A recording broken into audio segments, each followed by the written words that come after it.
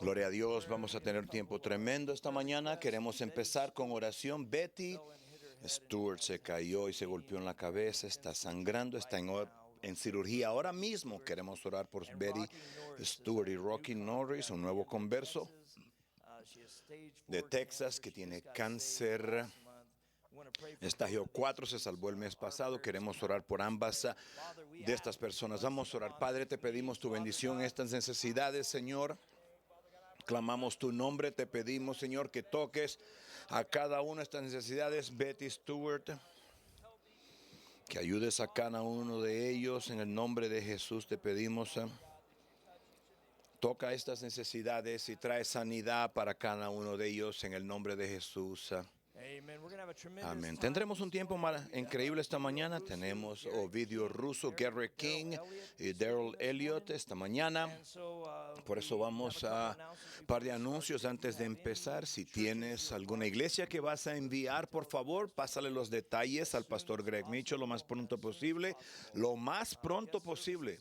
Y el servicio para la visita está afuera en la entrada de la iglesia. Si has perdido llaves, tarjetas, carteras, identidad o varias cosas, alguien ha pedido una identidad, llaves de carro, están en la entrada cuando entras. Y hoy va a ser un día muy caliente.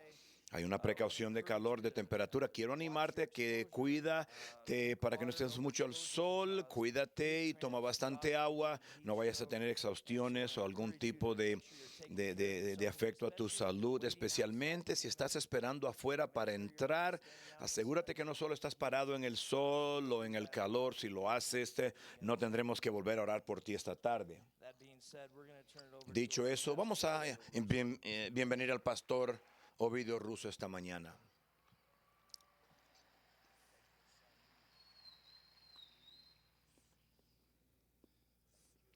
Gracias, amén. Es un enorme privilegio predicar para mí en esta conferencia. Aunque no creo que nunca he tenido tanto miedo ni susto en mi vida que esta mañana, pero le agradezco al pastor Greg por confiar en mí. Vamos a la palabra de Dios, Jonás capítulo 1. Jonás capítulo 1. Un escritor famoso escocés llamado Robert Louis Stevenson escribió una novela llamada la novela del Dr. Jekyll y el del señor Hyde. Dijo: no hay ningún deber que subestimemos tanto como el deber de ser felices. De acuerdo con el autor, el ser feliz es un deber. Y cuando miramos la palabra de Dios, vemos de que Él tiene razón. Quiero predicar esta mañana un sermón titulado El deber de ser feliz. Jonás 1 del 1 al 6, si me acompañas, y después vamos a leer otros versículos adelante. La palabra del Señor vino a Jonás, hijo de Amittai. Levántate, ve a Nínive, la gran ciudad, y proclama contra ella, porque su maldad ha subido hasta mí. Jonás se levantó, pero para huir a Tarsis, lejos de la presencia del Señor, y descendió a Jope. Encontró un barco que iba a Tarsis y pagó el pasaje y entró en él para ir con ellos a Tarsis, lejos de la presencia del Señor. Pero el Señor desató sobre el mar un fuerte viento y hubo una tempestad tan grande en el mar que el barco estuvo a punto de romperse. Los marineros tuvieron miedo y cada uno clamaba a su Dios y arrojaron al mar la carga que estaba en el barco para aligerarlo. Pero Jonás había bajado a la bodega del barco, se había acostado y dormía profundamente. El capitán se le acercó y le dijo: ¿cómo es que estás durmiendo? Levántate, invoca a tu Dios, quizás tu Dios piense en nosotros y no pereceremos. Tú conoces la historia. La historia sigue. Jonás le pidió que lo tiraran al mar. Dios envía un gran pez. El pez lo traga. Luego él ora y el pez lo tira en tierra seca y la gente empieza a creer en su mensaje y ellos se vuelven a Dios y Dios reacciona. Jonás 3:10 dice: cuando Dios vio sus acciones, que se habían apartado de su mal camino, entonces Dios se arrepintió del mal que había dicho que les haría y no lo hizo. Pero también vemos de que Jonás tuvo una reacción a todo esto. Vamos a mirar su reacción en Jonás 4 del 1 al 9. Y después voy a parar de leer, les prometo. Dice: pero esto desagradó a Jonás en gran manera y se enojó. Y oró al Señor: Señor, ¿no era esto lo que yo decía cuando aún estaba en mi tierra? Por eso me anticipé a oír a Tarsis, porque yo sabía que tú eres un Dios clemente y compasivo, lento para la ira y rico en misericordia, y que te arrepientes del mal anunciado. Y ahora, oh Señor, te ruego que me quites la vida, porque mejor me es la muerte que la vida. Y el Señor dijo: ¿te acaso tienes razón en enojarte? Entonces salió Jonás a la ciudad y se sentó al oriente de la misma. Allí se hizo cobertizo y se sentó bajo la sombra de él hasta ver qué sucedería en la ciudad. Y el Señor Dios dispuso una planta creciera sobre Jonás para que hiciera sombra sobre su cabeza y lo librara de su incomodidad. Y Jonás se alegró alegremente por la planta, pero al rayar el alba al día siguiente, Dios dispuso que un gusano atacara la planta y ésta se secó. Y sucedió que al salir del sol, Dios dispuso un sofocante viento del este, y el sol hirió la cabeza de Jonás, así que él desfallecía y con toda su alma deseaba morir y decía: mejor es la muerte que la vida. Entonces Dios le preguntó a Jonás: ¿tienes acaso razón para enojarte a causa de la planta? Tengo mucha razón para enojarme hasta la muerte, le respondió el deber de ser feliz. Vamos a empezar hablando de una puerta abierta, porque en Génesis 4:7 leemos que si haces bien no serás aceptado, pero si no haces bien el pecado yace a la puerta. Eso es Dios hablando acerca de una puerta. Esto es una puerta que nosotros controlamos. Y Dios nos habla de la posibilidad de que tú y yo podemos abrir esa puerta al pecado y a Satanás para darle una oportunidad a nuestras vidas.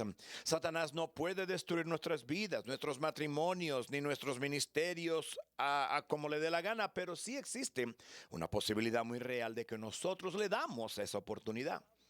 Dios, esas palabras que Dios le dijo a Caín representan una advertencia. En este momento Caín tiene una relación con Dios, pero sabemos que a partir de este punto su relación con Dios se vuelve muy tensa.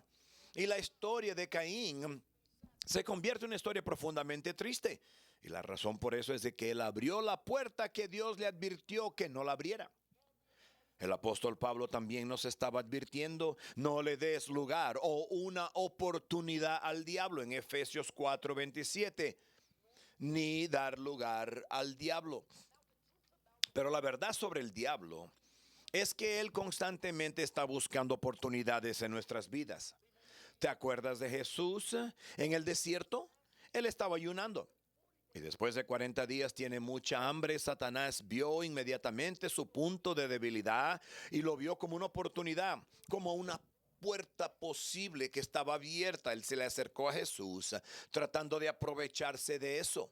Eso es lo que Satanás siempre hace. Él constantemente viene con mucho cuidado buscando oportunidades. Una de las maneras como le damos esa oportunidad al diablo es a través de nuestra propia infelicidad. Porque la felicidad y la alegría es un concepto que muchos se burlan. Un hombre dijo lo siguiente: la felicidad es una condición imaginaria, normalmente atribuida a los vivos y no a los muertos, y nunca es atribuida a, de adultos a niños y de niños a adultos.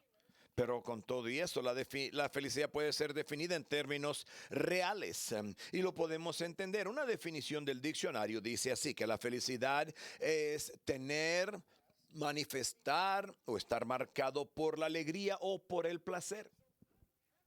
Entonces la infelicidad significa la ausencia de alegría o de placer.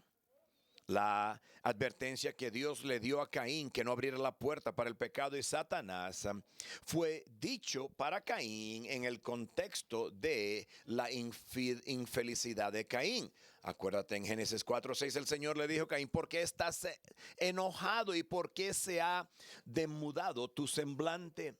Dios lo tiene a él responsable por permitir que su alegría y su gozo y su placer se desvanezcan.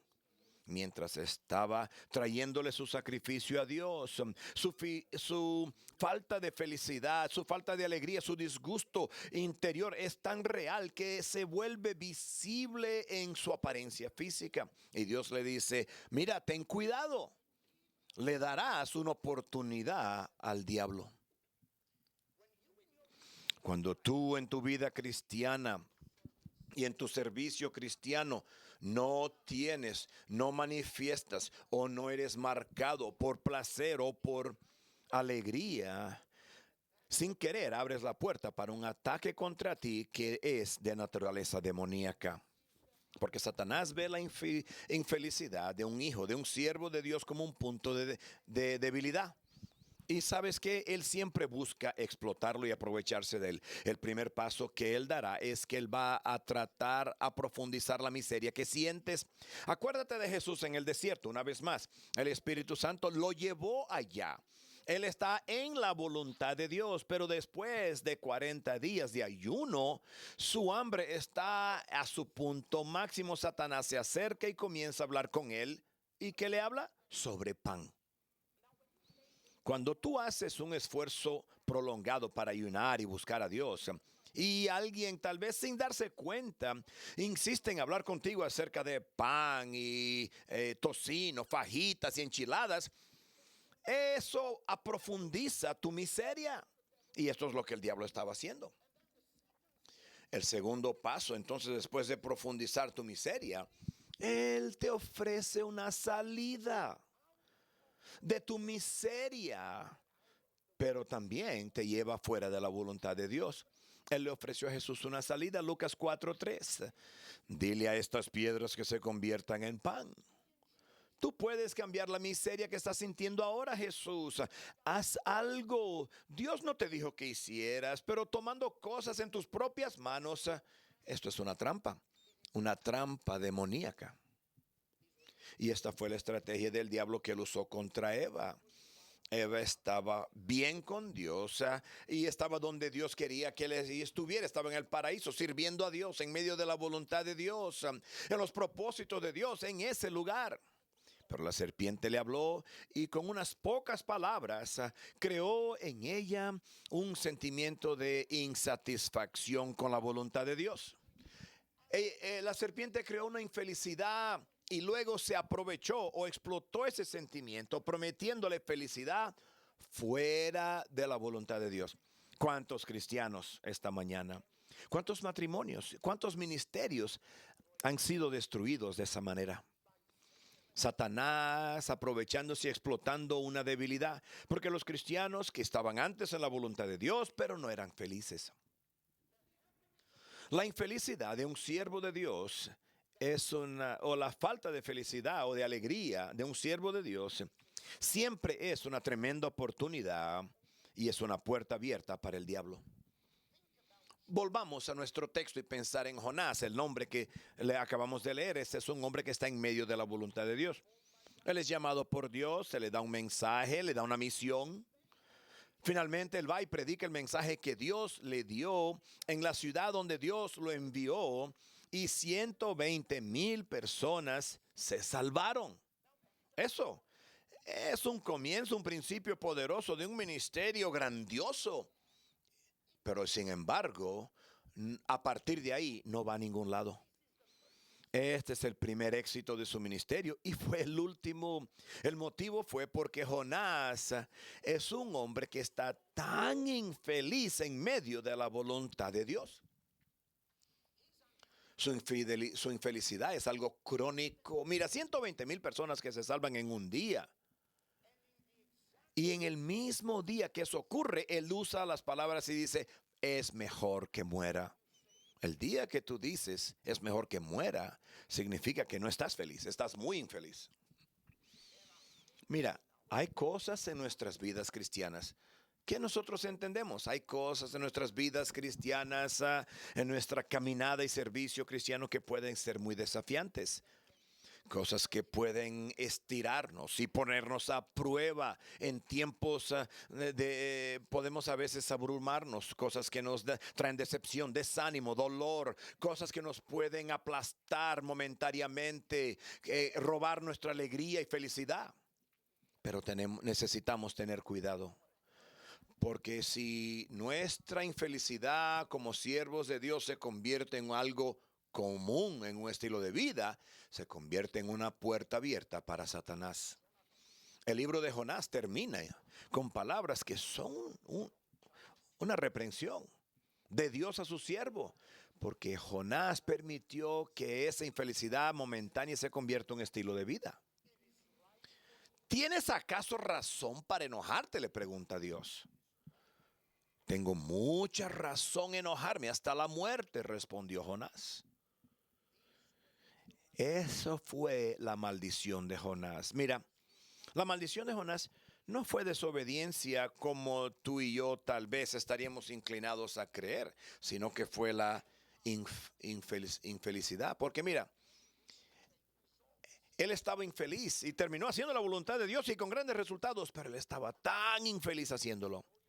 La historia de Jonás nos enseña una lección de que un siervo de Dios que está infeliz haciendo la voluntad de Dios no puede sobrevivir por mucho tiempo en la voluntad de Dios. Vamos a hablar segundo de la raíz de nuestra infelicidad. Porque para ser felices mientras servimos a Dios es una necesidad, es un deber. Robert Louis Stevenson, que no era cristiano, que escribió eso y dijo que ser feliz es un deber que muchas veces subestimamos. Pablo el apóstol está de acuerdo con él, porque Pablo básicamente nos está ordenando de que seamos felices. Acuérdate, la definición de ser feliz es tener, manifestar o estar marcado por alegría. Filipenses 4:4, regocíjense en el Señor siempre. Otra vez lo diré, regocíjense. Es un mandamiento.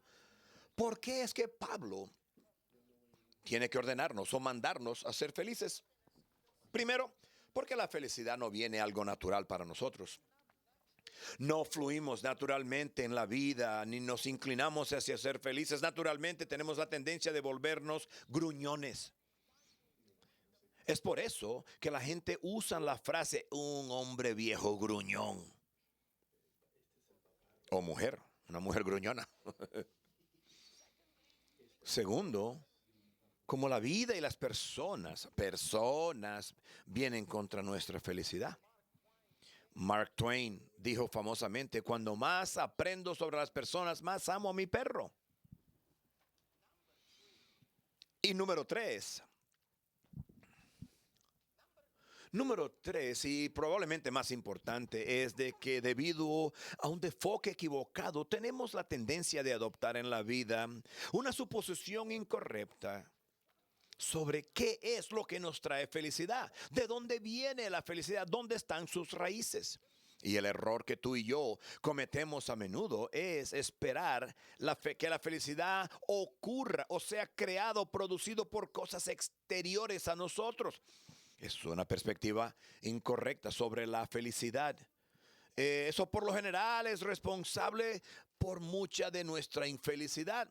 Vimos eso en Filipenses capítulo 4 cuando Pablo nos ordena tener gozo y alegría. Filipenses 4:4. Pero el contexto de esa escritura en el versículo 4, cuando Pablo nos está hablando, en realidad es contraproducente para la alegría, porque él allí habla del yugo, lo cual es una imagen de trabajo duro. Él habla de problemas y dificultades en la iglesia, necesidades que no son cumplidas. Este es el fondo o el trasfondo de cuando Él ordena a los cristianos que sean felices, que tengan y manifiesten alegría y gozo, placer. Por lo visto, entonces, la felicidad no está ni puede estar conectada con las condiciones externas, ni va a salir de nuestras condiciones externas. Pero si no, es una elección, una decisión personal, algo interior, del hombre interior, porque tú eres feliz, porque dentro de ti tú escoges o eliges serlo. Y esto, mira, se hace muy claro cuando miramos esta escritura en Filipenses 4. Porque mira, en el mismo párrafo, es más, en el próximo versículo, Pablo habla de la bondad o la mansedumbre. Filipenses 4:5, que la bondad o mansedumbre de ustedes sea conocida por todos los hombres. Ahora mira, nuestra bondad, nuestra mansedumbre no sale ni brota de cosas exteriores a nosotros. No somos personas amables porque la gente son amables con nosotros, porque son dulces, porque son educados y te tratan con cariño. Eso sería muy fácil. Eso sería muy deleitoso. Oh, ser dulces y amables, pero mira, la mansedumbre y la bondad cristiana debe manifestarse, especialmente cuando la gente no son amables con nosotros, cuando ellos nos lastiman, nos decepcionan, nos ofenden, nos hieren. Que la bondad de ustedes sea conocida a todos los hombres, aquellos que son amables y especialmente aquellos que no lo son, a todos los hombres. Entonces, ¿cómo es que podemos ser amables con tales personas? Solo por una decisión interna que hacemos de ser amables. En el mismo parágrafo, él habla de confiar en Dios. Versículo 6, el próximo versículo. Por nada estén afanosos o preocupados, sean dadas a conocer sus peticiones delante de Dios. Esto básicamente es un mandamiento de confiar en Dios. Ahora tú y yo sabemos que cuando todo va bien, no confiamos en Dios. Cuando nuestras necesidades son satisfechas, cuando todo sale tranquilo, cuando encontramos una bolsa llena de dinero en la calle, eso sería muy fácil. Necesitamos confiar en Dios cuando las cosas no nos salen bien, cuando nuestras necesidades no son satisfechas, cuando no vemos una salida de nuestra situación, cuando nos sentimos abandonados y solos, cuando la gente nos decepciona y nos maltratan, cuando no encontramos la bolsa con dinero en la calle. Porque confiamos basado en una decisión, una elección que hicimos por dentro. Y estas cosas vienen de la misma naturaleza: felicidad, bondad, dulzura, confianza. Y tú y yo somos capaces de manifestar esto, de ser marcado por esto, porque tomamos la decisión interna de hacerlo. Mira, las raíces de la felicidad, la confianza, la bondad están dentro de nosotros, no afuera de nosotros. Tú eres feliz porque tomaste la decisión de serlo. La conquistaste por una decisión en el Espíritu Santo. Si tú crees o piensas que tu felicidad está conectado con algo que tiene que suceder por ti, o primero tú dices, bueno, yo sería feliz si, o yo sería feliz cuando, entonces tú estás caminando por un camino de frustración e infelicidad. Porque los cristianos que son infelices son aquellos que dependen de su situación externa para ser felices. Alguien dijo estas palabras: ¿alguna vez te has dado cuenta de que cuando tu copa de felicidad está llena, siempre alguien viene y le da un codazo, un codazo? Siempre hay algo que no va a ser lo suficientemente bueno. Siempre hay alguien que nos pone de los nervios, alguien que nos decepciona. Vamos a ver si hacemos una lista de cosas, que damos una hoja de papel para cada persona y haz una lista con todas las cosas que si cambiaran para ti, entonces tú de verdad serías feliz. Algunos de ustedes, su lista sería muy larga. Algunos de ustedes van a necesitar rollo de papel higiénico para escribir tu lista de cosas que te pueden hacer feliz. Pero no importa lo grande y comprensible que sea esa lista, sería inútil. Porque cuando todas esas cosas hayan cambiado para ti o ocurran para ti, cuando llegue el momento de que eso ocurra, tú ya tendrás otra lista preparada con otras cosas que tienen que ocurrir para ti para que puedas ser feliz. Mira, si no estás feliz, es porque no lo conquistaste en tu corazón ni en tu espíritu. Porque la felicidad es una decisión personal. La raíz de tu felicidad, en realidad, se encuentra en una elección personal de serlo, de ser feliz. Vamos a hablar, para cerrar, acerca de los obstáculos. Porque es muy claro y obvio de que Jonás no pudo hacer esa elección de ser feliz por dentro. Y se convirtió por eso un hombre marcado por la infelicidad crónica. Es más, un hombre maldecido por ella. Mira, hay algunas cosas que yo creo que lo impidieron a él de dar la vuelta y tomar una decisión diferente en este caso. Incluso cuando Dios lo desafió y cuando Dios trató de ayudarlo, él no pudo hacerlo. Y mira, las mismas cosas que lo detuvieron pueden detener a cada uno de nosotros. Por eso vamos a mirar a esta lista. Primero, vemos una vida de oración débil. Todos en el barco estaban orando cuando Jonás estaba durmiendo. Versículo 6. El capitán se le acercó y le dijo, ¿cómo que estás durmiendo? Levántate, invoca a tu Dios. Quizás tu Dios piense en nosotros y no pereceremos. Estos que no eran cristianos tenían más oración que Jonás, el hombre de Dios. Mira, el día en que los paganos tienen que despertarte para la oración, eso es un día muy malo. Porque la verdad es de que tú y yo podemos perder algo en nuestra vida de oración si nos descuidamos. Santiago 5:16, la oración ferviente de un hombre justo logra mucho. Esto nos dice de que la oración no solamente tiene que ser declarada, tiene que ser dicha, pero tiene que tener una calidad. Oración ferviente. Una calidad que puede ser perdida, porque mira, cristianos que no están felices en la voluntad de Dios muchas veces son cristianos que han perdido algo en su vida de oración. Porque la falta de oración va mano a mano con una experiencia cristiana que no es feliz. ¿Cuándo es que podemos perder algo en nuestra vida de oración? Primero es cuando nos falta la fe. Jonás 1:12. Y le dijo a ellos, levántame y tómame y tírame al mar y el mar se acalmará por ustedes. Pero Jonás dijo, hay esperanza para ti, pero no para mí. Jonás sabía de que Dios podía hacer milagros, pero él no creyó de que Dios lo haría por él. Así que pierdes algo en tu vida de oración cuando tus oraciones no son mezcladas con fe, cuando lo que tú oras no esperas de que ocurra. También pierdes algo en tu vida de oración cuando no eres movido por la carga de una necesidad. Porque la oración poderosa normalmente viene de una carga. El hombre que siente la carga y ora de una manera diferente. Jonás podía orar, sabemos, porque él en realidad oró del fondo del pez. Tú puedes leerlo, está grabada en la Biblia.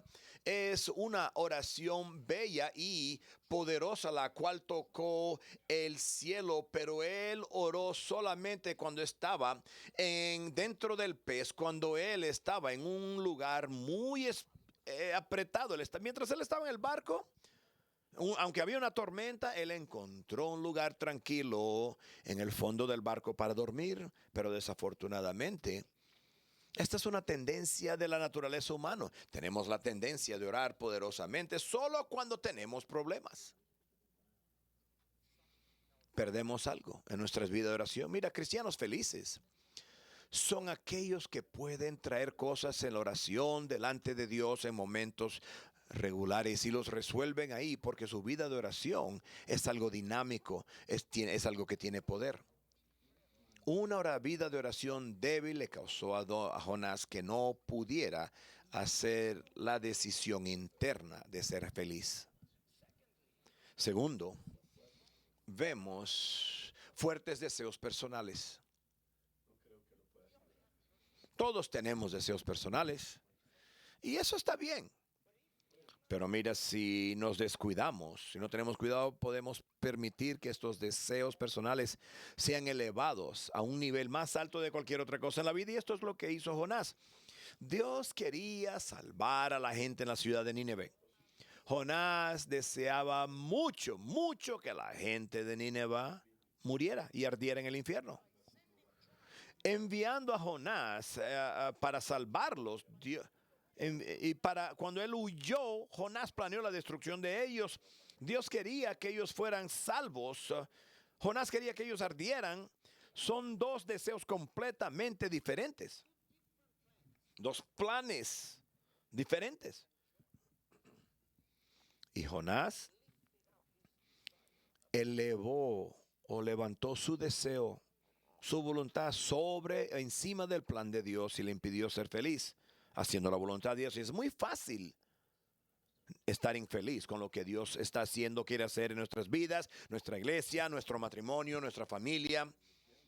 nuestro ministerio, porque mira, porque tenemos deseos diferentes, expectativas diferentes, planes y deseos diferentes, y cuando estas cosas no se cumplen, igual que Jonás, podemos estar en medio de la voluntad de Dios, pero no estar feliz, porque miramos a las cosas y las imaginamos de forma diferente. Un pastor amigo mío me contó una historia de cuando él estaba siendo pionero. Él estaba pionando en la iglesia, la gente se estaban salvando, el grupo de la iglesia se estaba, el núcleo formándose. Un miércoles por la noche tuvieron un servicio de testimonio. Y los cristianos se ponen de pie y dan testimonios de lo maravilloso y cuánto Dios los ha ayudado y bendecido, puertas abiertas para ellos, cosas buenas que estaban ocurriendo. Y allá atrás hay un hombre, un nuevo converso, lleva unos pocos meses de salvación. Él levanta su mano para dar su testimonio. El pastor está feliz que el nuevo converso quiere dar un testimonio. Sí, por favor, délo. El hombre se pone de pie y dice, bueno, Dios no hizo nada por mí. El pastor dice, ok, bueno, hablamos de eso después del servicio. ¿Puede sentarse? ¿Alguien más?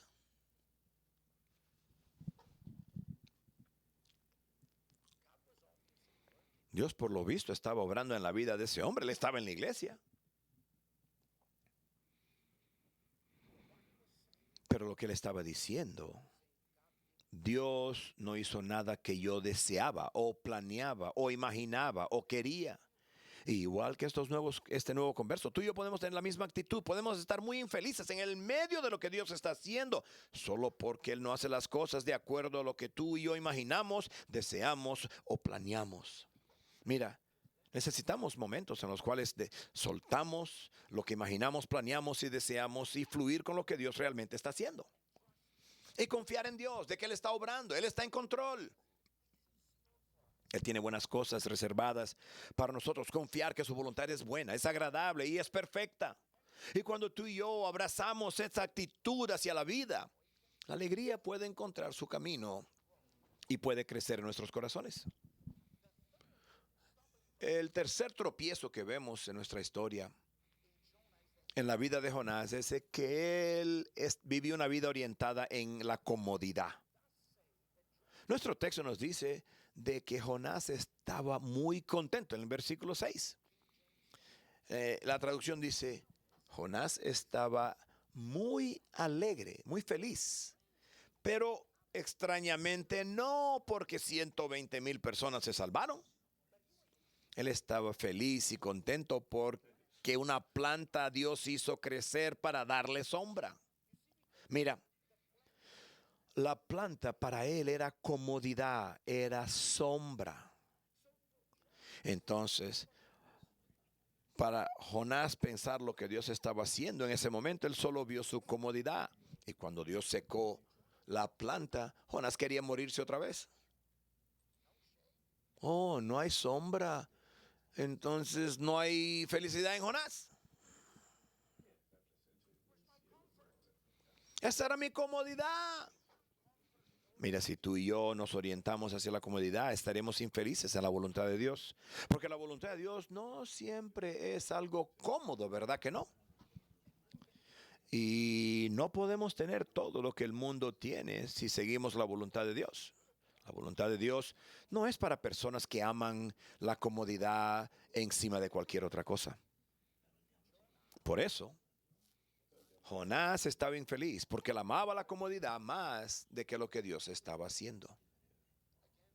Una vez más, la definición de alegría y de felicidad es tener, manifestar o ser marcado por la alegría y el placer. La infelicidad de un hombre de Dios es una puerta abierta para Satanás. Puede ser algo totalmente destructivo, pero no solo eso. Dios no está feliz cuando hay un siervo que es infeliz. Jonás nos muestra eso. Él está en la voluntad de Dios, él es fructífero, él pudo influenciar la decisión de muchas personas que siguieran a Dios y se arrepintieran. Dios fue capaz de hacer lo que él quería hacer y planeó, pero aún con todo eso Dios dijo, tu infelicidad, Jonás, no es aceptable, es inaceptable. En Deuteronomio capítulo 28, Dios está reprendiendo a su pueblo, él no está feliz con ellos. Y en el versículo 47 les dice, ¿por qué? Deuteronomio 28:47 le dice, por cuanto no serviste al Señor tu Dios con alegría y con gozo de corazón. Algunos de nosotros aquí esta mañana, tal vez, necesitamos hacer una elección interna de ser felices. Es una elección, una decisión interna, sin llevar en cuenta las situaciones, las cosas que están pasando fuera, lo que otras personas hacen o dicen. Algunos de nosotros tal vez necesitamos tratar al altar esta mañana con cosas del corazón y pedirle a Dios que nos ayude para que seamos marcados por el gozo y el placer mientras servimos a Dios y a su pueblo. Porque mira, la felicidad es un deber del cristiano. Dios os bendiga esta mañana.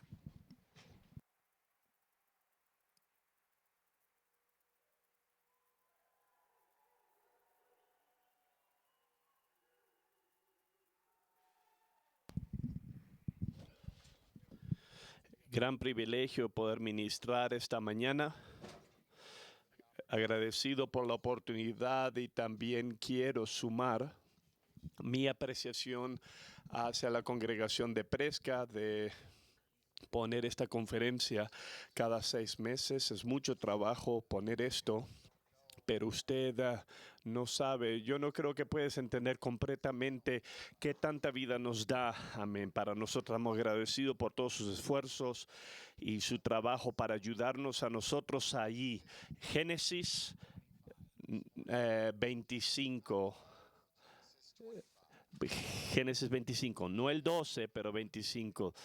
Hay un dicho que he estado contemplando, dice, la primera generación construye la granja, la segunda la cultiva y la tercera la vende.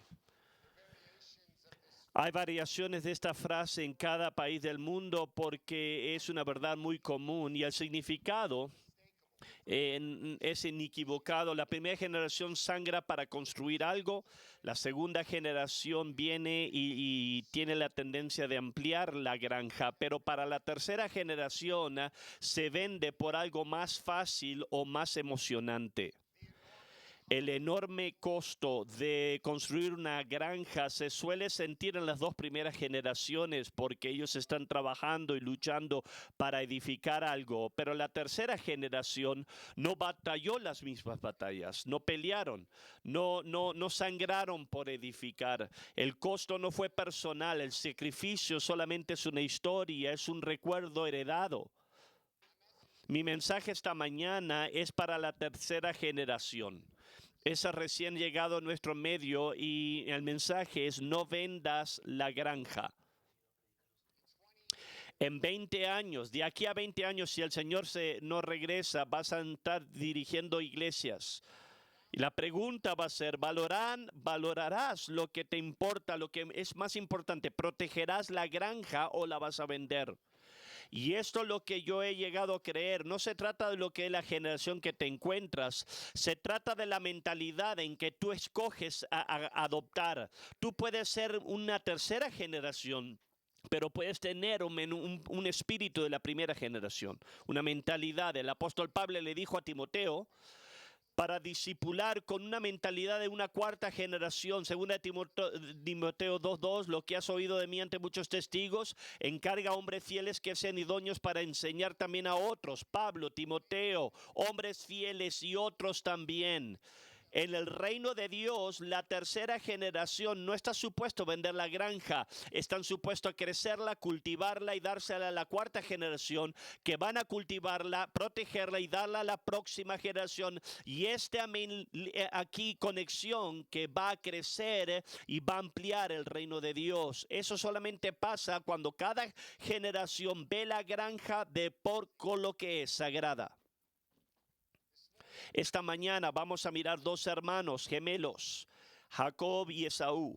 Los dos fueron amén de la tercera generación. Una de ellas compró la granja, la otra parte amén la vendió. Y no fue que fue lo que separó a estos hombres, no fue la habilidad, sino fue la actitud. Una de ellas lo estimó y la otra la despreció. Uno de ellos hizo todo para comprarla y el otro la vendió por un plato de sopa. Vamos a entrar en su momento, en su historia, que yo creo que esa en su destino lo que marcó. Génesis 25-27, los niños crecieron y Esaú era un hombre de campo y se convirtió en un excelente cazador, mientras que Jacob era un hombre tranquilo que prefería quedarse en el campamento. Isaac quería más a Esaú porque le gustaba comer de lo que él cazaba, pero Rebeca quería más a Jacob. Y un día, cuando Jacob estaba preparando un guiso, Esaú llegó agotado en el campo y le dijo: dame de comer este guiso rojo porque estoy muy cansado. Por eso Esaú se llamó Edom. Y véndeme primero tus derechos de hijo mayor, respondió Jacob. Me estoy muriendo de hambre, contestó Esaú, así que ¿de qué me sirven los derechos del primogénito? Véndeme entonces los derechos bajo el juramento, insistió Jacob. Entonces Esaú se lo juró y fue así como vendió a Jacob sus derechos de primogénito. La Biblia dice que la palabra despreciar quiere decir algo que no tiene valor, tratar con algo que no tiene valor. Esaú miró su primogenitura, su herencia espiritual, y no la valoró. Él la trató como algo superficial, algo común, como algo nada, como algo que nada. La pregunta es: ¿cómo esto pasa? ¿Cómo pasa un guiso, una sopa, amén, que se convierte en algo más valioso de la herencia espiritual?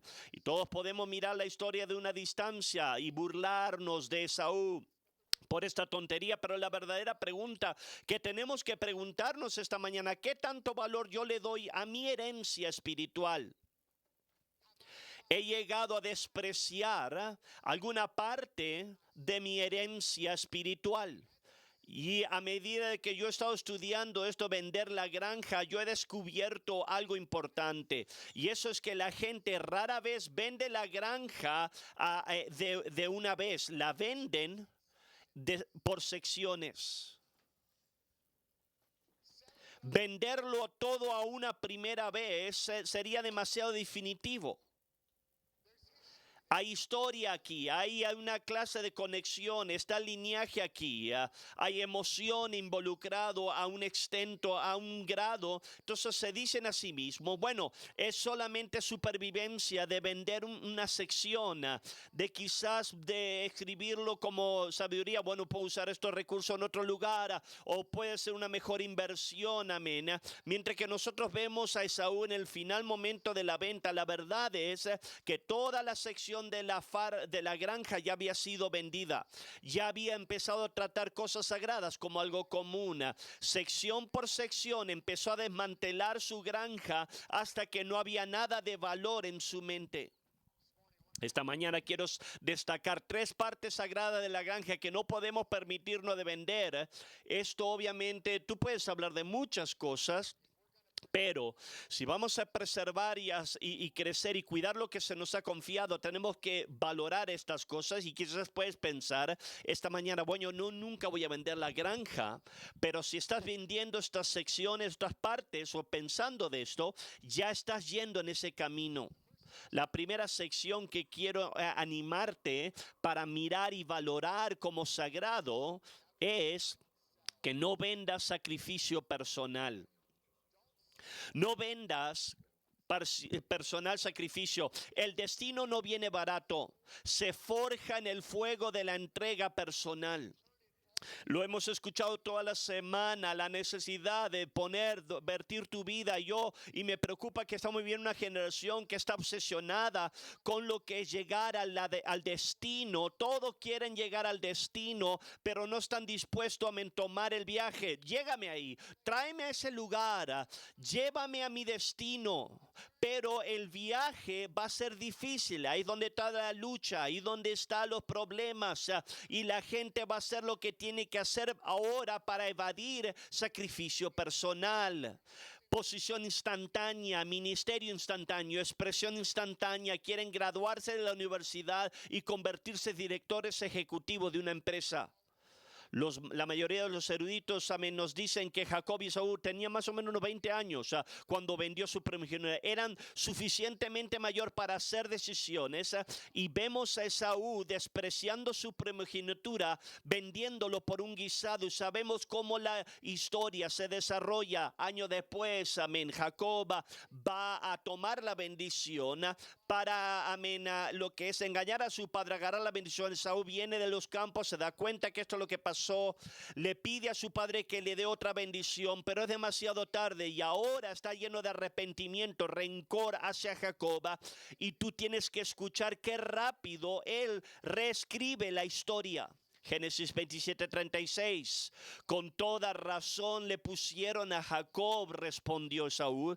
Ya van 2 veces que me engaña. Primero me quita los derechos de primogénito y ahora me roba mi bendición. Espérame, él te tomó la primogenitura.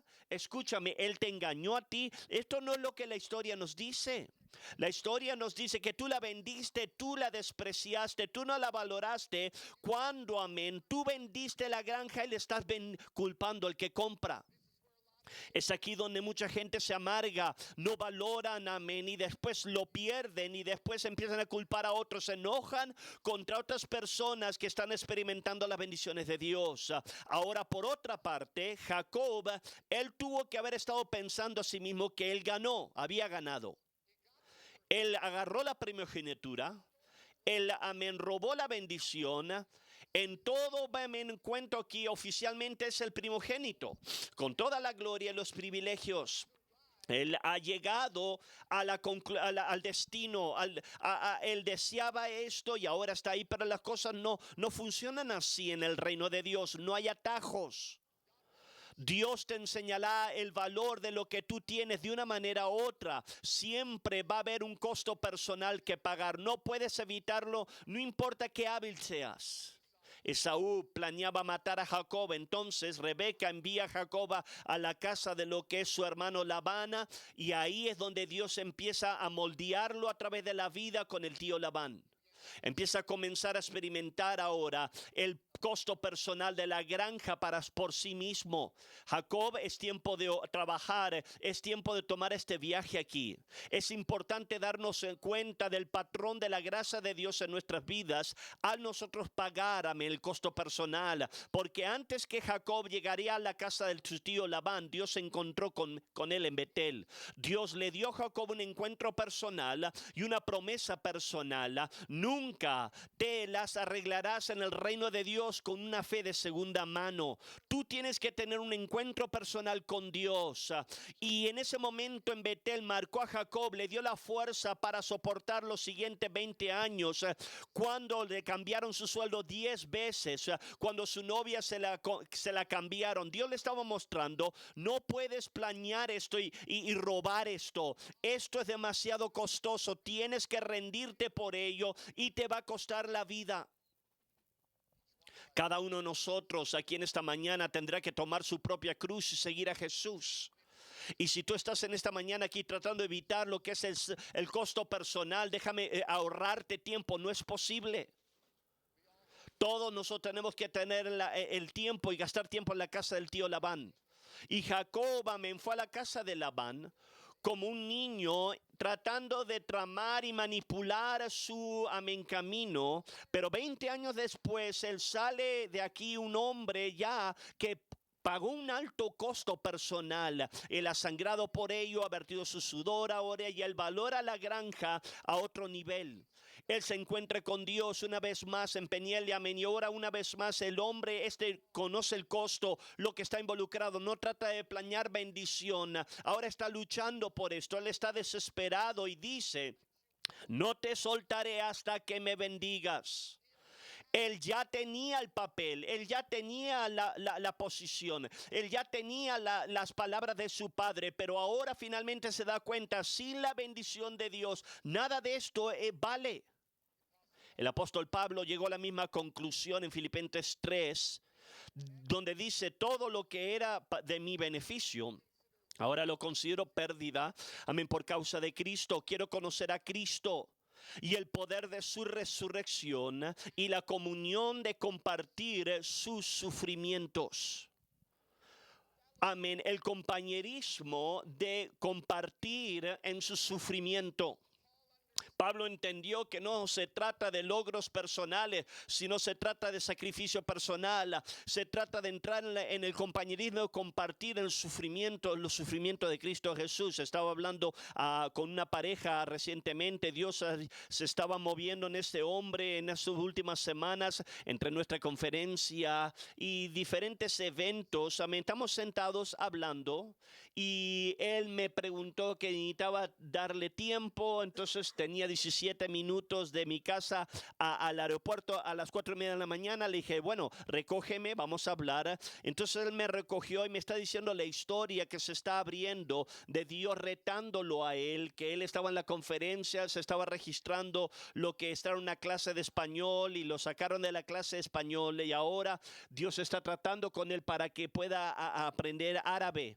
Y él siente como que Dios lo quiere usar en estas naciones musulmanas, en el Medio Oriente, y él está estudiando en la universidad. Él se da cuenta y dice, el mismo estudio que estoy buscando, quizás eso es lo que me abre una puerta para trabajar y ministrar ahí, y donde la gente quizás no pueda entrar. Esto es una puerta abierta para mí. Y él está sentado ahí, me está hablando y le estoy mirando a su esposa. Espero, amén, que te acomodes aquí, muchacha. Dice, porque no sé realmente lo que te permiten, amén, permiten hacer con esta, vas a cubrirte los ojos y el rostro, pero me preguntó, amén, ¿cuál es tu más grande preocupación para esta generación? Me dijo. Entonces yo le empecé a hablar unas cosas y yo dije, bueno, está absorbida personalmente, es una generación que quiere, amén, hacer todo lo quiere por gratis. Estaba diciendo unas palabras, pero realmente esta es mi preocupación. En estos últimos días, el oprobio del evangelio no hará más que crecer. El costo de seguir a Jesús y haciendo su voluntad está aumentando. Vamos a estar plantando parejas que activamente, estas naciones abiertamente se oponen en contra del evangelio. Yo conozco de naciones y naciones desconocidas vienen con costos desconocidos. Y algunos de nuestros próximos misioneros de próxima generación quizás van a tener que ir a la cárcel o aún morir. Quizás no regresen a casa. Entonces la pregunta es, ¿verán a Cristo como lo suficientemente valioso como para morir por Él? ¿Aceptarán el sacrificio personal como parte de su llamado? Ve, Dios no me reparte destinos, sino lo forja en el crisol de la redención. No te subestimes vendiendo sacrificio personal. La próxima sección de la granja que yo te animaría a no vender es el espíritu pionero. Creo que esto fue una de las cosas más difíciles de definir, pero lo sabes cuando lo vives. Ser pionero significa entrar a lo desconocido, un territorio que no ha sido probado, desconocido. No nada más estoy hablando, y no estoy hablando de misiones y plantar. Yo creo que eso es lo primero que viene a nuestra mente cuando hablamos de pionar, pero estamos hablando de lo que es misionero, amén, y plantar iglesias. Fluyen de un espíritu pionero, pero el espíritu mismo va mucho más allá. Es una mentalidad, es una postura, es una forma de vivir que no nada más es para pastores o misioneros, es para cada discípulo de Jesucristo que dice, no he llegado aterrizado, no estoy cómodo, estoy pionando hasta que Cristo regrese. Yo creo que esto es una de las piezas más vitales del compañerismo, del ADN del compañerismo. Es por eso que estamos vivos y fructíferos, es por eso que hemos ido a través del mundo, y es por eso porque seguimos yendo a todo el mundo, porque tenemos un espíritu pionero.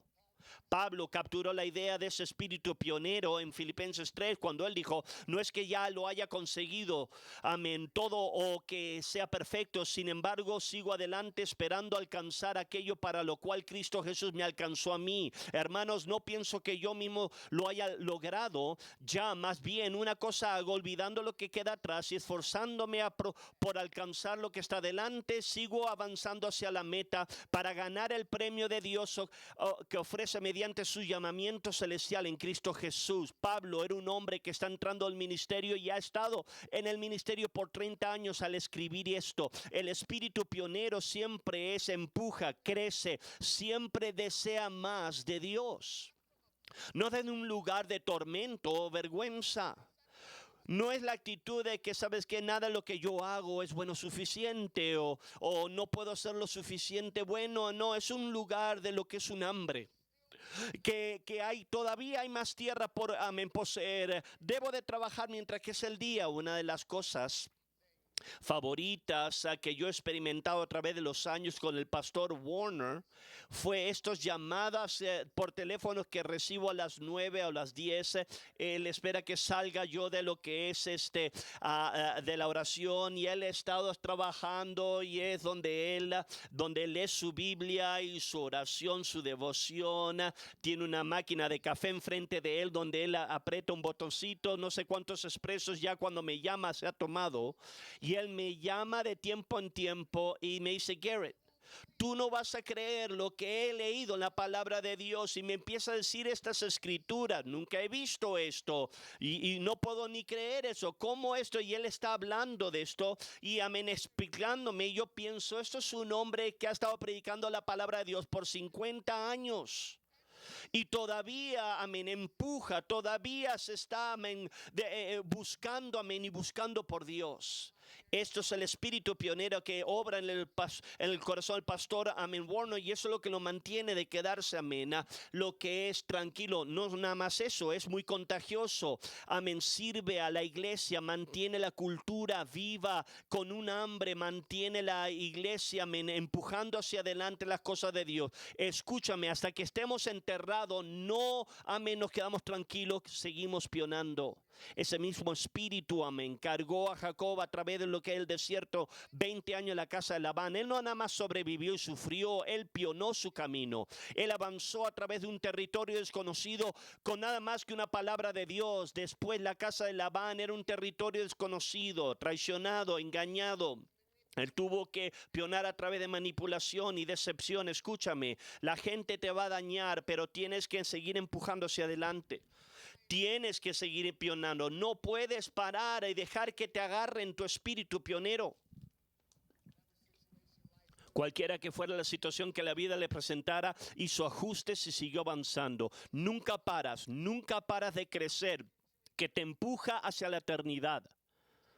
Jacob tenía cada excusa para ser amargado, toda la razón para de renunciar, pero él siguió creyendo, siguió construyendo y siguió siendo el pionero en su camino hacia el futuro. Dios estaba cumpliendo la promesa en Jacob mucho más antes de que lo cumpliera a través de Jacob. Es un hombre que dejó su hogar sin nada. Él entró en un lío de situación en la casa de Labán y él regresó lleno. Él salió vacío y regresó lleno de vida, lleno de bendición, lleno de Dios. Es el espíritu pionero. Cuando contrastas esto con Esaú, hay una extraña ausencia de este espíritu.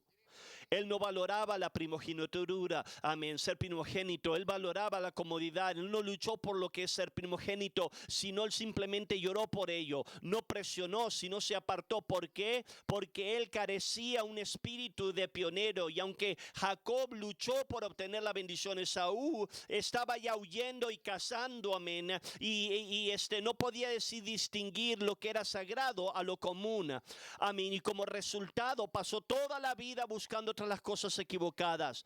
Jacob, por otra parte, valoraba lo sagrado y se fue tras de esas cosas. Cueste lo que cueste lo que es obstáculos, él siguió pionando hacia adelante. Este es el espíritu que impulsa nuestro compañerismo. Estaba pensando acerca de esto al estar escuchando Jonathan Hamburg, el reporte de James Hamburg. Él estaba diciendo una frase que todos hemos agarrado al pastor Greg, que esto no es aceptable.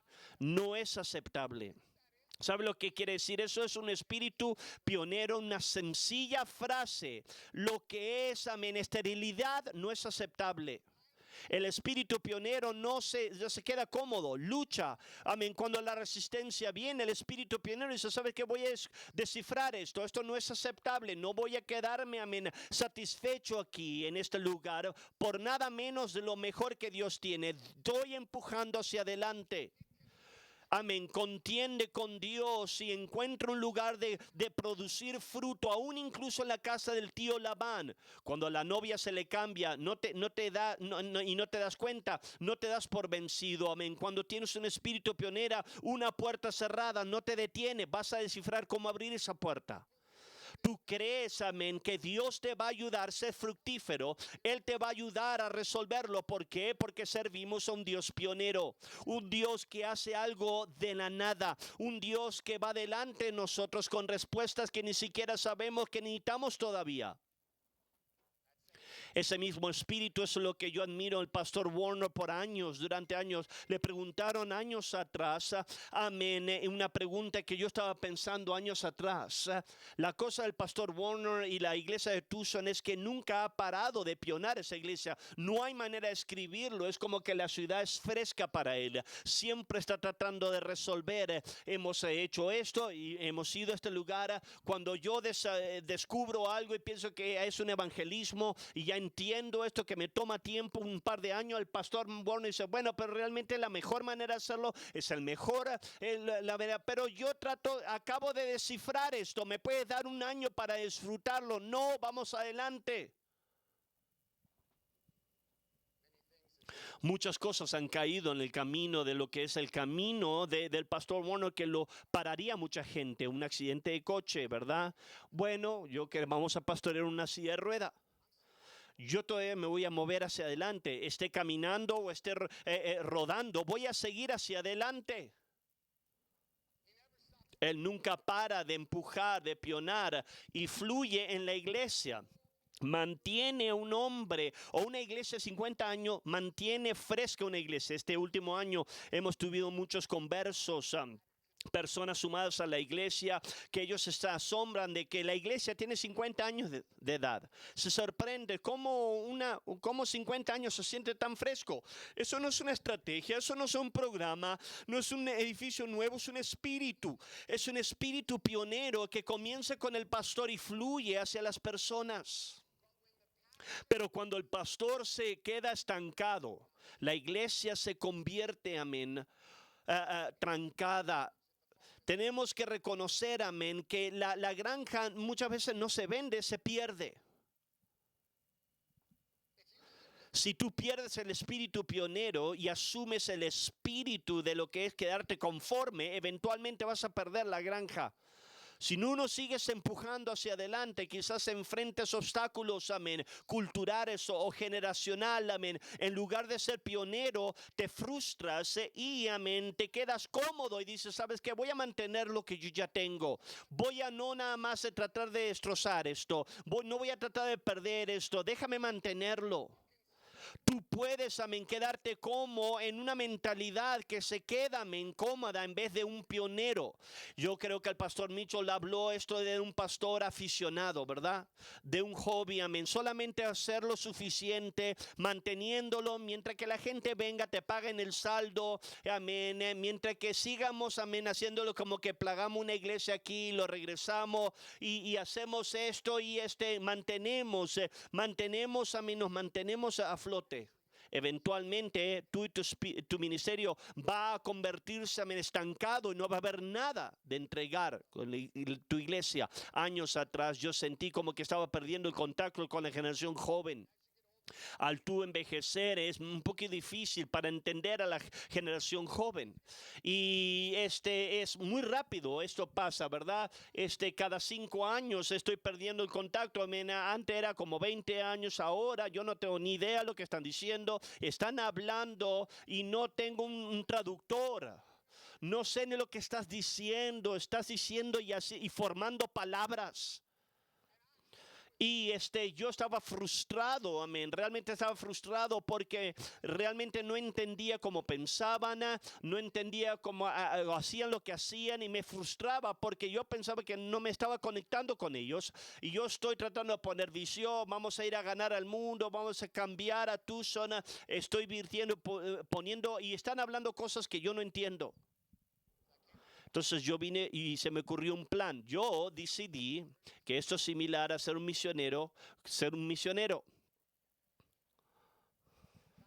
Cuando yo fui a Gabón, la primera cosa que hice, yo tuve que estudiar la cultura. Tuve que descifrar cómo puedo conectar el evangelio con esta cultura. Entonces yo decidí de lo que es entrar en la universidad, en el campo de la universidad, y empecé a ir todos los viernes en la noche. Empezamos a ir al campo de la universidad todos los viernes en la noche. Enseñamos un estudio bíblico. Pensaban que lo estaba haciendo para el beneficio de ellos, pero yo lo estaba haciendo para mi propio beneficio. Ellos son mi estudio. Yo soy como un científico estudiándolo. ¿Ustedes piensan de esa manera? Y déjame decirte que yo estoy agarrando sus preguntas y todo este tiempo estoy aprendiendo cómo piensan. Eso de la manera como yo pensaba era un poquito diferente cuando era joven. Esto es esto y esto. Y de repente ahora empezó a ayudarme a mí a descifrar cómo conectar la visión de Dios que se ha sido dado a una otra próxima generación. ¿Cómo puedo transmitir esta a una nueva generación que no conocen las mismas maneras o hablan de la misma manera o piensan o tienen diferentes? Tienes que descifrar una manera de cómo conectarte y tú puedes pararte, hablarles, son los jóvenes, son flojos. Tú puedes decir eso, lo único que lo haces, lo vas a apartar más de tu influencia. O tú puedes descifrar, poner tus manos en el arado y decir, ¿sabes qué? Tengo que pionar esta generación. Tengo que descifrar cómo comunicar estas verdades que nosotros tenemos y cómo pasarlas para que ellos puedan valorarla. No nada más para que lo traten como algo común. Sí, esto es lo que hacemos, sí. No, yo quiero que sea tan valioso en su corazón que puedan hasta estar dispuestos a morir por ello. Que puedan amendar sus vidas por ello. La granja fue diseñada a producir, dar vida, pero cuando paras de pionar, pones en prejuicio el futuro de la granja. No importa qué tan grande tu iglesia sea o qué tan pequeña se quede. Nunca paramos de aprender, nunca paramos de crecer, nunca paramos de pionar. Pablo le dijo a Timoteo en 2 Timoteo 1:6, por eso te recomiendo que vives la llama del don de Dios que recibiste cuando te impuse las manos. Pues Dios nos ha dado un espíritu de timidez, sino de poder, de amor y de dominio propio. Pablo no le dijo a Timoteo, espera por el fuego. Va a haber un nuevo fuego, vas a tener que esperar. Él le dijo, no, agita el fuego que ya está en ti. Hay algo que ha sido depositado en ti. Eso ha sido un ADN que ya está adentro de ti. Porque el Espíritu de Dios no es pasivo. Él es poderoso. Él es un espíritu pionero. Y si tú lo buscas a Dios con ese espíritu, Él te guiará a un territorio desconocido. La final parte de la granja que yo te diría, no vendas lo que es el púlpito sagrado. No vendas el púlpito sagrado. Somos un compañerismo de predicadores. Somos obreros de la palabra. Esto no es un trabajo secundario, esto es sagrado. Para un pastor, predicar no es solamente una cosa, es la cosa.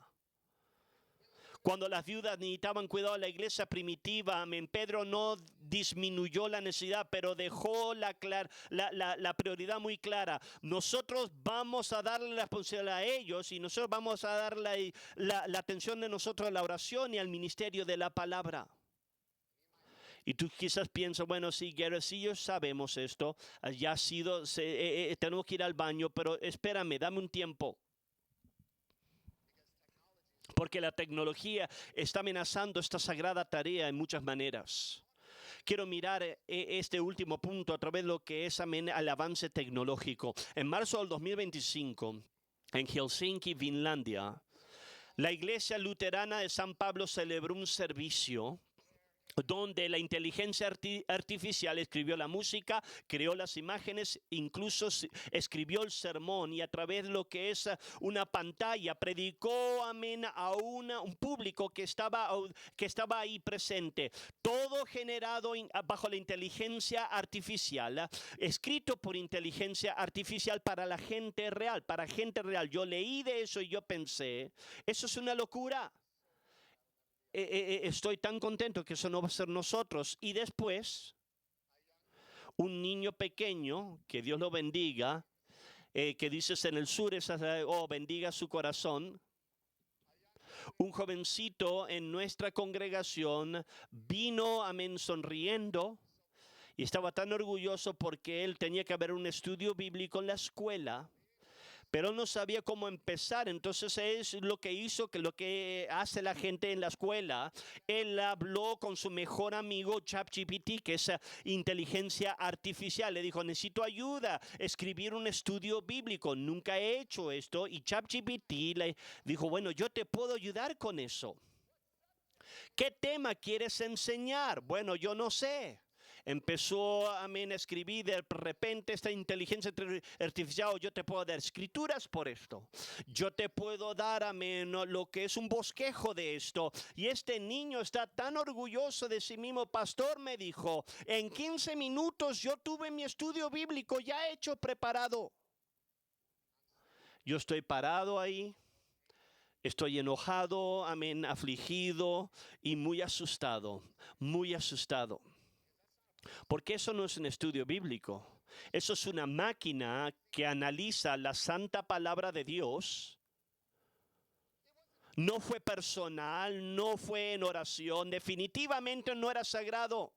Entonces yo empecé a pensar, bueno, esto es un punto, esto es un momento de discipulado que tomé el tiempo, bendiga Dios su corazón.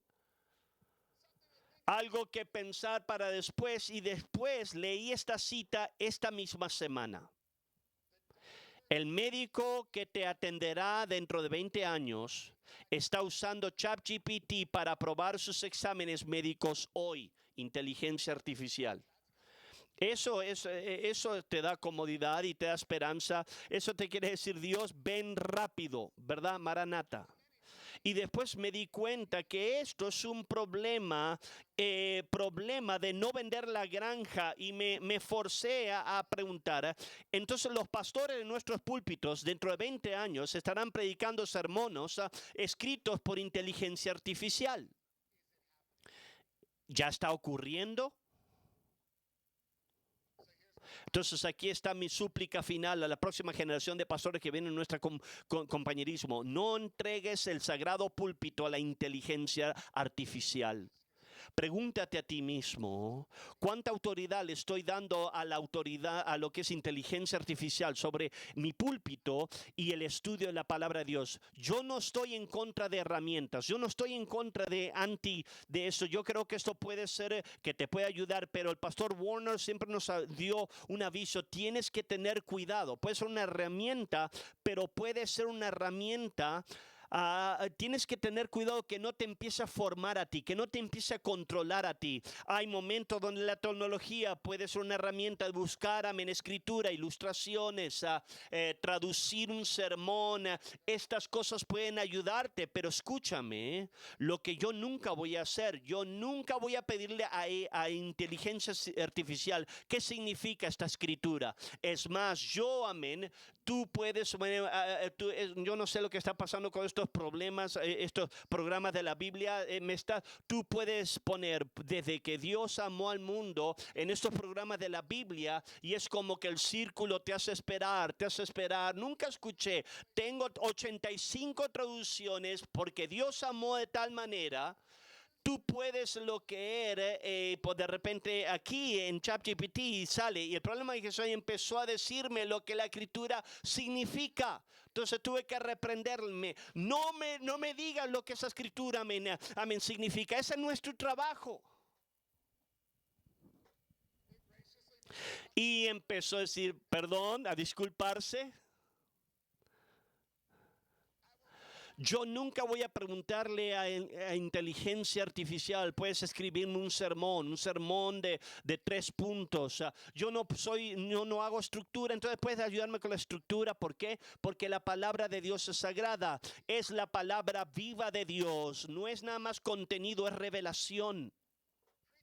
La predicación es espiritual. El púlpito no está diseñado a lo que es hablar una charla, amén, todos los domingos. No somos, amén, personas de charlas, sino somos hombres de la palabra santa de Dios.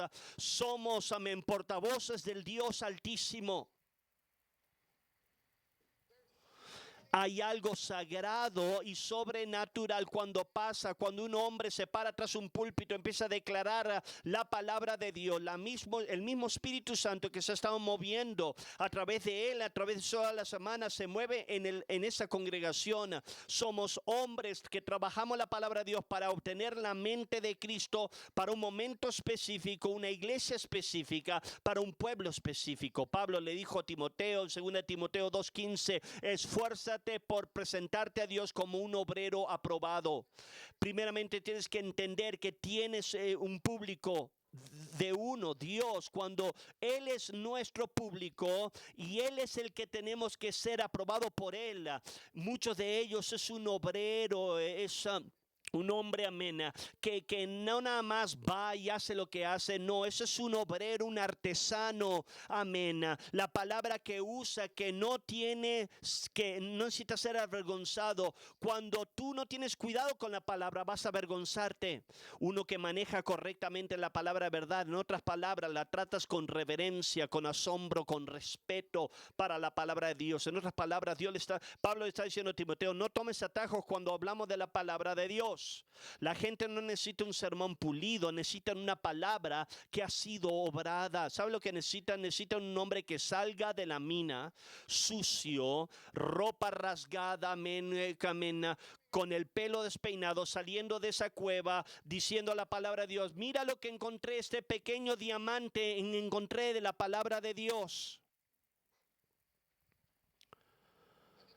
Déjame darte 4 cosas cuando renuncias, amén, y te entregas al sagrado púlpito, la inteligencia artificial. Primero, si dejas que la inteligencia artificial te diga lo que significa la palabra de Dios, va a ser artificial.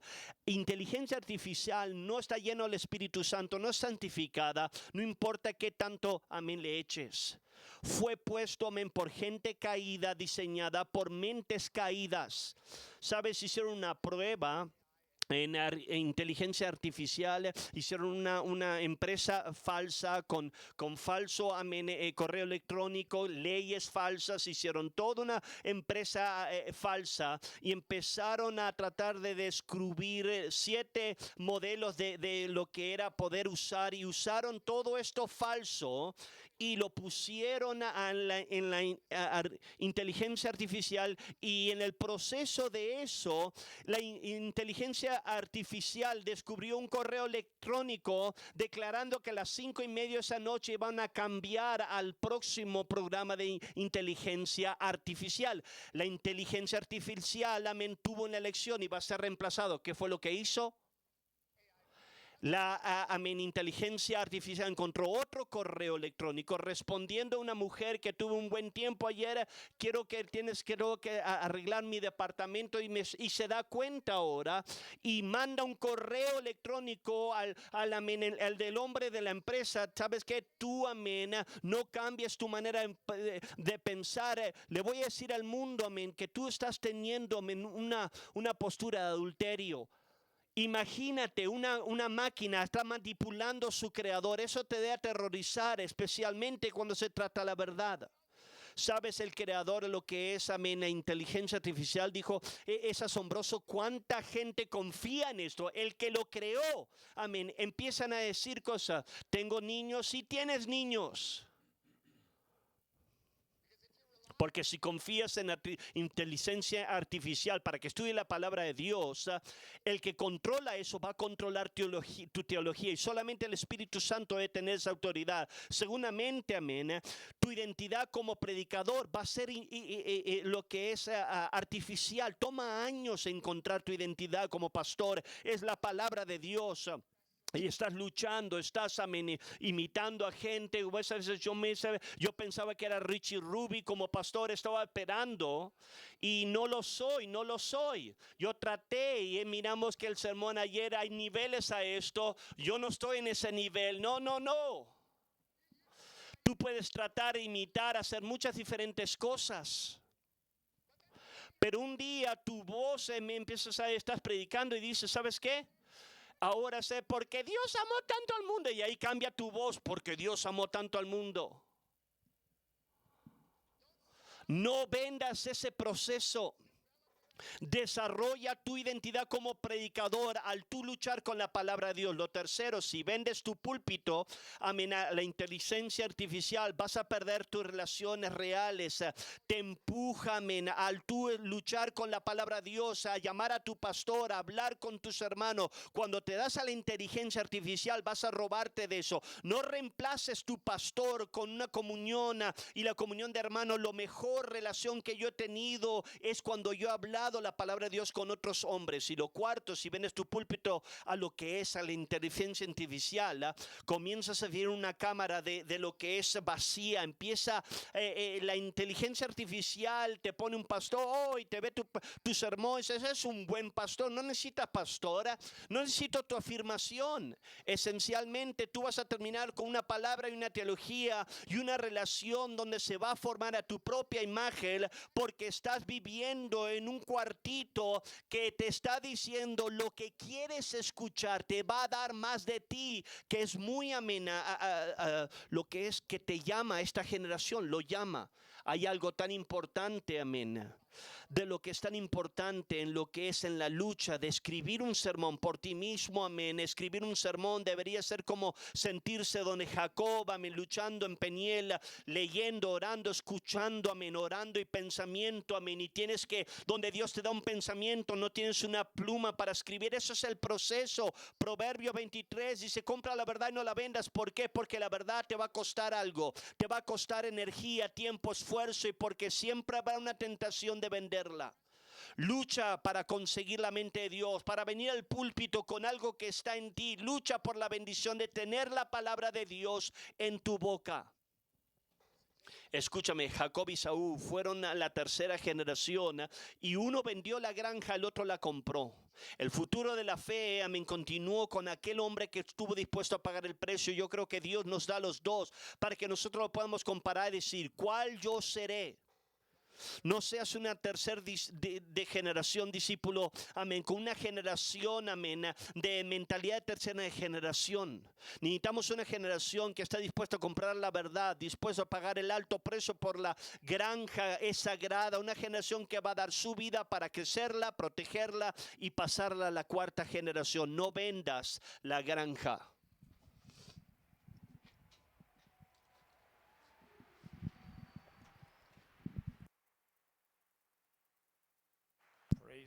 Gloria a Dios. Vamos a tomar un receso, no comida y bebida en el santuario. Cuando escuchen la música, regresa a tu asiento. Padre, te damos gracias por este compañerismo en nombre de Jesús. Amén.